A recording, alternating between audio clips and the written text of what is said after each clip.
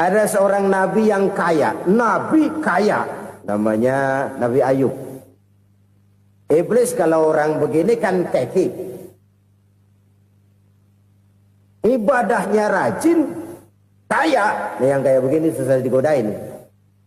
Kalau ibadahnya rajin, miskin, kali bisa disogok.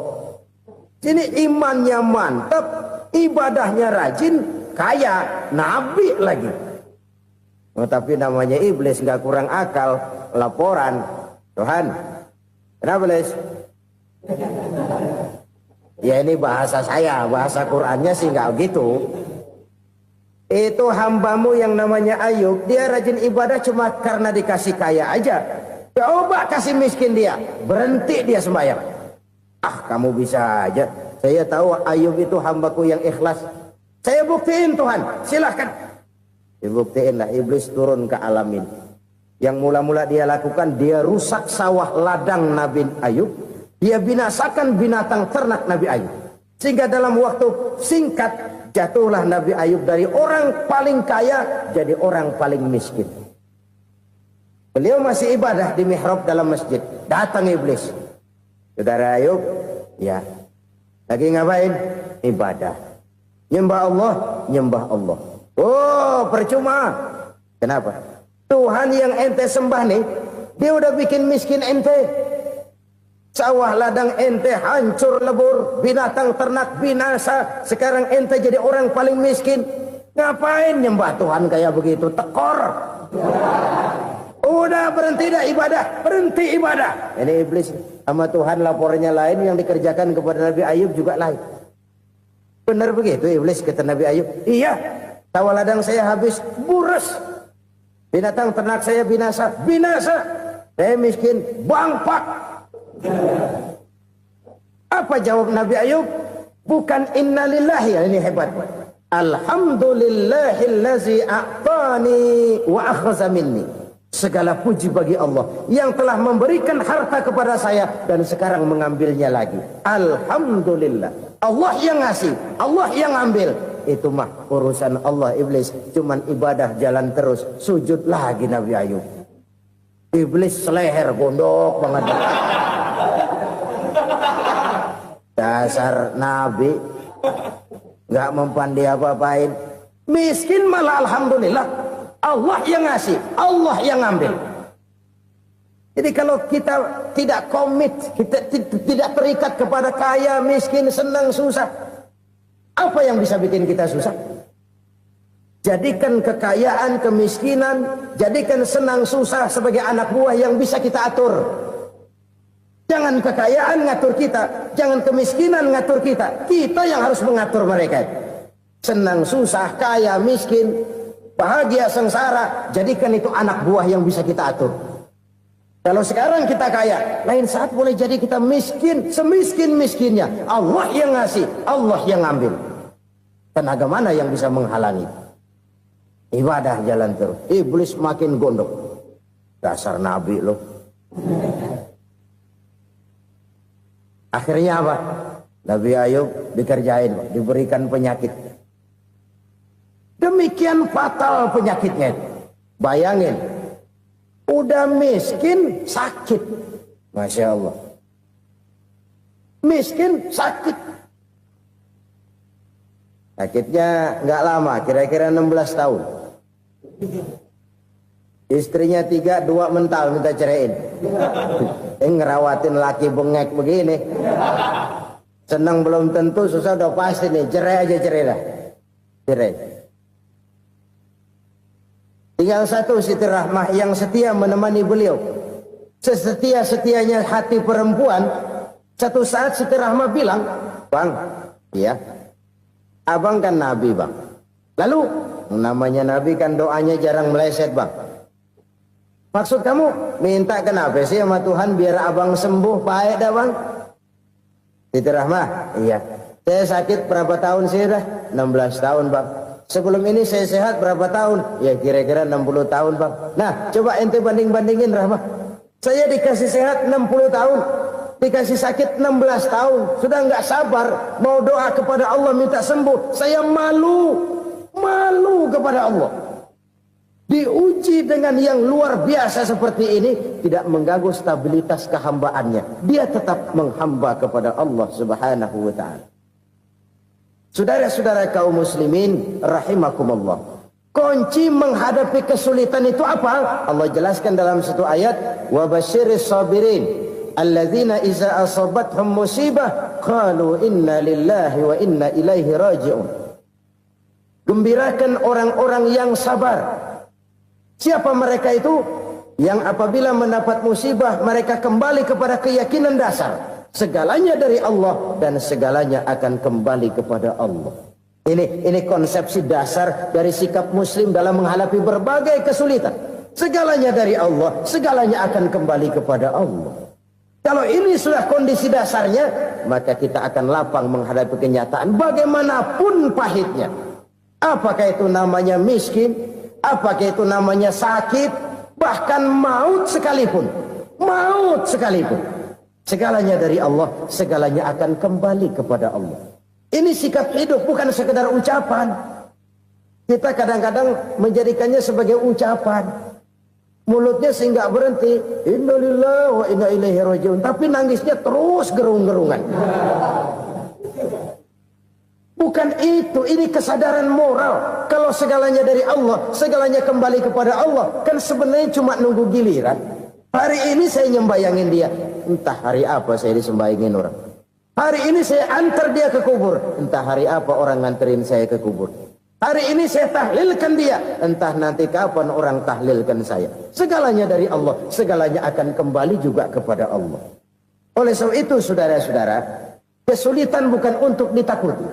Kesulitan justru untuk diatasi, dicarikan jalan keluarnya. Dan tidak ada orang yang tidak pernah mendapat kesulitan. Tidak ada. Semakin tinggi status sosial, semakin tinggi kualitas keimanan, semakin besar juga tingkat kesulitan. Hanya saja bagaimana cara kita mengatasinya. Dan Al-Quran menyatakan, inna ma'al usri yusra. Di balik kesulitan itu pasti ada kemudahan. Roda itu berputar. Karena itu Rasulullah sallallahu alaihi wasallam mengingatkan kepada kita, ta'arraf ilallahi firraha ya'rifka fisyiddah. Ingatlah kepada Allah di waktu kamu senang, supaya Allah ingat kepada kamu di waktu kamu susah. Kalau waktu senang kita ingat kepada Allah, kita susah, Allah tidak akan meninggalkan kita. Tapi kalau waktu senang kita jauh dari Allah, sujud tidak sempat, dengan masjid jauh, ketika senang kita lupakan Allah. Nanti begitu kita susah, Allah lupakan kita. Dan itu menyakitkan. Oleh karena itu orang-orang tua kita dulu bilang, kalau lagi sehat ingat-ingat lu bakal sakit nanti. Kalau lagi kaya ingat-ingat satu saat kita bakal jatuh miskin. Bahkan kalau lagi muda ingat-ingat kita bakal tua. Dan yang terpenting, kalau lagi hidup ingat-ingat kita bakal mati. Saudara-saudara kaum muslimin rahimakumullah. Jadi yang kedua yang merupakan perbendaharaan surga, menyembunyikan musibah. Saudara-saudara kaum muslimin rahimakumullah. Hal ketiga yang merupakan perbendaharaan surga adalah wasilatur rahmi. Orang yang suka bersilaturahmi. Sebagaimana yang kita maklum bahwa manusia adalah makhluk yang disebut zon politika. Makhluk sosial yang tidak mungkin hidup sendiri-sendiri. Betapa dan siapapun kita memerlukan orang lain. Bodoh betul manusia kalau tinggal di tengah masyarakat tapi tidak mau bermasyarakat. Merasa hebat sendiri, pinter sendiri, gagah sendiri, kaya sendiri. Mungkin kalau mati juga ngubur sendiri. Jangankan kita di sini, di sorga saja Nabi Adam waktu sendirian bengong melulu, ngondar mandir. Allah tegur dam sepi dam. Ya ini kalau bahasa saya. Iya Tuhan sepi ini nggak ada coret-coretan pisan ini. Diciptakan Siti Hawa baru anteng Nabi Adam. Itu di surga. Cobalah. Umpamanya saudara tinggal di Jakarta nih. Kayak bener. Apaan aja di Jakarta punya saudara dah. Jembatan Semanggi ambil. Monas, Buntel bawa pulang. Hotel-hotel ambil semua. Cuman tinggal di Jakarta sendirian, apa enaknya? Betapa dan siapapun kita perlu orang lain. Tidak ada seorang pun yang bisa memenuhi kebutuhan hidupnya secara sendiri-sendiri. Nah, Islam telah menyelamatkan manusia dari ras diskriminasi. Mengikat manusia dengan persaudaraan yang berlandaskan kepada akidah. Karena itu dianjurkan bersilaturahmi. Bahkan Nabi menyatakan, Man arada ayyubsata lahu fi rizkihi wa yunsa'a fi atharihi falyasil rahimah. Siapa yang kepengen diluaskan rezekinya dan dipanjangkan usianya, banyaklah ia bersilaturahmi. Siapa yang kepengen dimudahkan rezekinya, hendaknya ia banyak bersilaturahmi. Kalau banyak teman, kesulitan kan paling tidak ada tempat cerita. Udah susah, sendirian kita pikirin diri, nggak ada tempat tukar pikiran. Cepet banget sama bengek. Dilawan sendiri. Nah, secara makro kita bisa berkata, tidak mungkin ada kemenangan kalau tidak ada kekuatan. Tidak ada kekuatan kalau tidak ada kesatuan dan persatuan. Tidak mungkin ada kesatuan dan persatuan tanpa semangat silaturahmi. Kalau umat Islam mau menang, dia harus kuat. Kalau umat Islam mau kuat, dia harus bersatu. Kalau umat Islam mau bersatu, dia harus membudayakan silaturahmi ini. Bahkan sampai-sampai kata Nabi, kalau bisa cari nilai tambah. Apa? Silman koto'ak. Bersilaturahmilah kau kepada orang yang marah denganmu. Masya Allah, indahnya ajaran agama kita.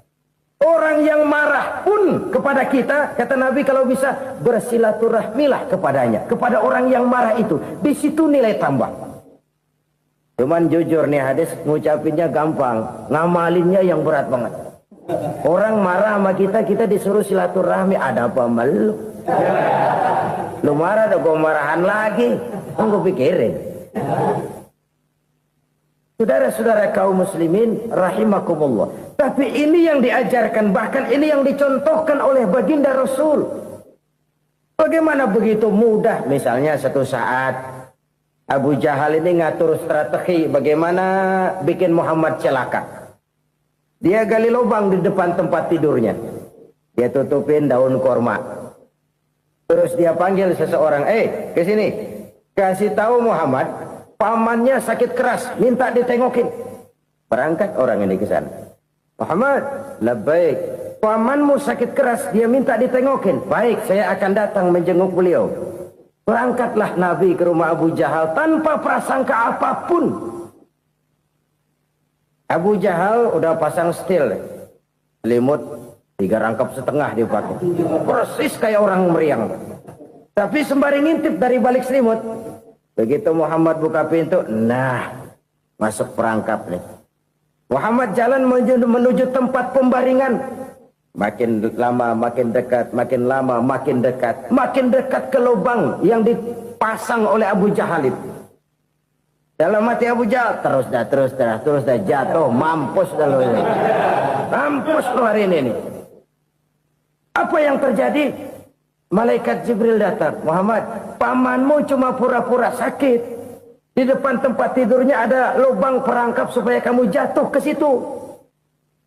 Sudah, kamu pulang. Balik kanan Nabi. Sudah hampir jatuh ke lubang, balik kanan, pulang.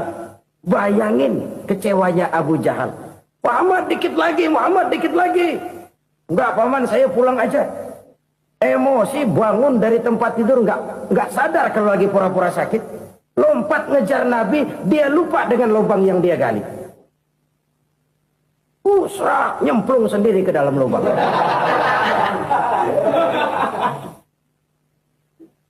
Nabi terus berlalu. Ini terjadi keanehan. Jatuh ke lubang yang dia gali itu sebenarnya nggak terlalu dalam ya, antara 3-4 meteran lah. Tolong saya jatuh ke lubang ini. Datanglah pelayan-pelayannya itu. Angkat saya dari sini. Oh, yang ngulurin tambang. Satu gulung, belum juga nyampe itu tambang. Kurang, beli lagi ke warung. Sambung, ulur lagi, nggak juga bisa sampai. Wah ini kerjaan Muhammad ini. Tolong siapa salah seorang kamu ke rumah Muhammad, kasih tahu encangnya kecebur. Minta ditolongin. Sampaikan kepada Rasul. Kenapa? Pamanmu jatuh ke lubang, Muhammad minta tolong diangkatin. Tambang udah nyambung-nyambung nggak nyampe juga. Ya nanti saya datang saya tolong. Coba. Nyata-nyata orang berniat jahat mau mencelakakan dia. Datang dia menolong. Ini yang disebut air tuba dibalas air susu ya ini. Bukan sebaliknya. Air tuba dibalas air susu. Paman, kecebur ya? Iya Muhammad, tolong ini. Pegang tangan saya. Nabi ulurkan tangannya. Nyampe. Dipegang oleh Abu Jahal. Diangkat ke atas. Sampai atas. Apa kata Abu Jahal? Sihirmu memang hebat Muhammad. Udah ditolongin dikata sihir. Yang enak kita kemplang kan itu orang begitu. Urusan apa? Tapi inilah akhlak. Kalau bisa kamu bersilaturahmilah dengan orang yang marah kepadamu sekalipun. Orang marah kita tetap baik. So, kalau kita berbuat baik sama orang yang memang baik, rasanya sih biasa-biasa aja. Orang baik kita baik lagi, ya draw aja, belum ada nilai tambah di situ. Baru ada nilai tambah kalau kita bisa berbuat baik kepada orang yang nyakitin kita. Itu namanya kita setingkat di atas dia. Dia sakitin kita, kita berbuat baik sama dia. Dia pelit sama kita baik sama dia. Dia marahin kita deketin dia. Di situ kita punya nilai tambah. Jadi siapa yang ingin diluaskan rezekinya kata Nabi dan dipanjangkan umurnya, hendaklah ia banyak-banyak bersilaturahmi. Sederhana sebenarnya silaturahmi. Tapi silaturahmi membangkitkan semangat kesatuan dan persatuan. Kesatuan dan persatuan melahirkan kekuatan. Dalam matematika, 1 ditambah 1 pasti 2. Tapi di tengah masyarakat, 1 orang takut ditambah 1 orang takut, hasilnya jadi 2 orang setengah berani. Kenapa setengah berani? Karena udah berdua. Tadi pan takut sendirian. Kalau dia kumpul turu-turu takutlah jadi berani. Kita yang lemah, kita yang tidak berdaya, kita yang miskin, kalau mau kompak bersatu, apa yang nggak bisa kita kerjain? Apalagi tinggal di kota besar, pilihan cuma 2, bertahan atau minggir. Bertahan atau minggir. Untuk bisa bertahan, harus mampu bersaing. Untuk mampu bersaing, harus punya keahlian. Keahlian harus ditunjang dengan pendidikan. Ditambah oleh kekompakan sebagai umat. Udah miskin mencar mulu, orang injek kita. Orang nggak pandang urusan apa yang malu. Oleh karena itu silaturahmi pada hakikatnya merupakan roh dari ukhuwah yang diajarkan oleh agama kita.